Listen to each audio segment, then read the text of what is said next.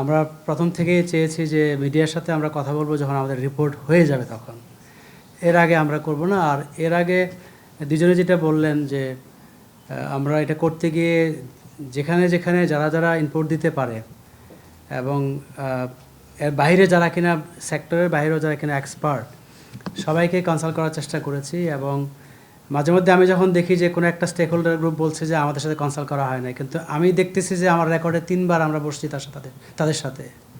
এটা আমাদের একটু খারাপও লাগছে যে আসলে মিস কমিউনিকেশনটা কোথায় হলো, যে 3 টাইমস একটা স্টেক হোল্ডারের সাথে বসেছি, ইম্পর্টেন্ট স্টেক হোল্ডার, তারপর যখন এমন হয় যে আমরা জানি না বা আমাদের কনসাল্ট করা হয় নাই। তো আমার একটা রিকোয়েস্ট থাকবে সেটা হলো যে কোনো স্পেসিফিক পয়েন্টে যে এই রিপোর্টটার এই জায়গাগুলোতে এই দুর্বলতা আছে।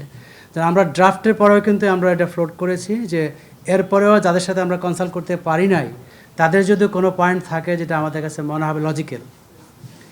আর ওই যে প্রসেসটা হলো সেখানে আমরা টাস্ক ফোর্স আমরা তো ব্রেনস্টর্ম করেছি, তার আগে এই ফোকাস গ্রুপে যারা কিনা একেবারে মানে জড়িত, যারা কিনা বুঝেন তাদের ইনপুট এবং প্রত্যেকটা স্টেক হোল্ডার গ্রুপ লিখিতভাবে অথবা মিটিংয়ের সময় আমাদেরকে যে ইনপুট দিয়েছে তার বাইরে যারা এক্সপার্ট তাদের সাথে আমরা কনসাল্ট করেছি, এই সবার নাম কিন্তু থাকবে।